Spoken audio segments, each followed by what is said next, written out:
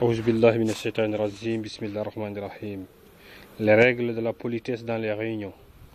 Khayla bint Makhrama, rabiallahu ta'ala anha, a dit: j'ai vu le prophète alayhi salatu wassalam accroupi, les genoux collés à son ventre et les serrant de ses bras. Malgré cette attitude tout empreinte d'humilité, la seule vue du prophète me fit trembler de peur, rapporté par Abu Daoud.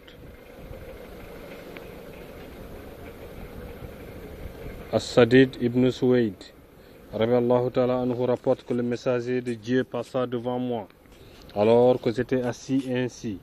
J'avais placé ma main gauche derrière mon dos tout en appuyant sur sa paume.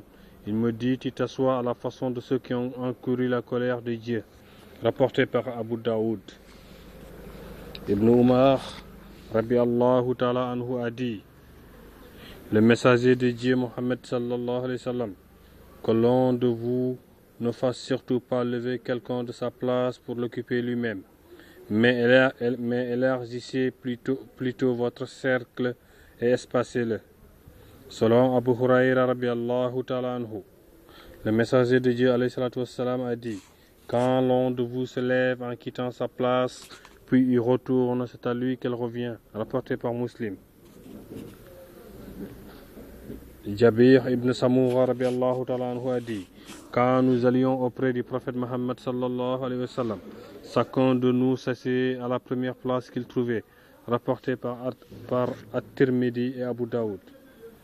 Salman al-Farisi rabiallahu ta'ala anhu a dit: le messager de Mohammed Rasoul sallallahu alayhi wa sallam a dit: quelqu'un prend un bain le vendredi. Quand quelqu'un prend un bain le vendredi,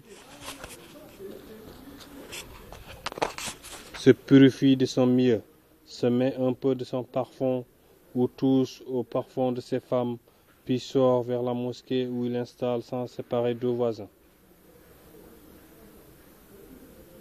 Fait ce que Dieu lui a prédestiné, comme prière surrogatoire, et écoute en silence quand l'imam commence son sermon. Dieu l'absout automatiquement de tous les péchés qu'il a commis.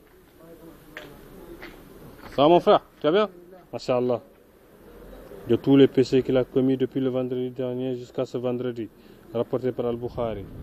Selon Amr ibn Suhayb. Selon Amr ibn Suhayb, selon son père, son grand-père,